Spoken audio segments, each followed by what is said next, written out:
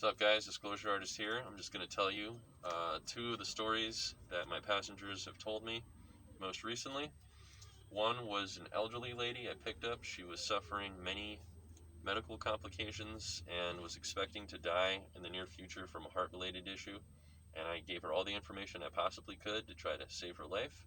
And eventually the conversation veered over to the subject of an encounter she had when she was a little girl on a camping trip with her family in the desert, where a craft came down. It was a white saucer, and everybody was scrambling to try to observe it.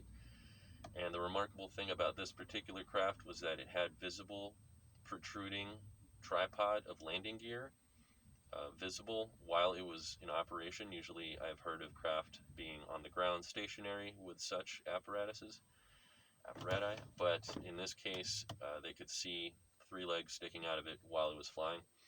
The next story was again, elderly gentleman I picked up in the beach community who needed to go from A to B, and in that time, he relayed to me a story that was related to him. He told me that he was in the entertainment industry, and his head writer that he hired for the development of an extraterrestrial program slash movie was an experiencer who relayed his story to this gentleman, who he then relayed to me. And he told me that this guy was sleeping in his car when a craft came down. An entity came out.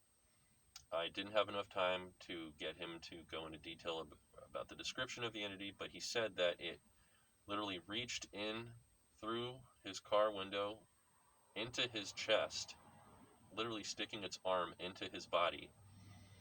And the guy told me that he thought that that story was so fantastic, he hired him on the spot. And I said, well, just wait until you hear some of the things that have happened to me.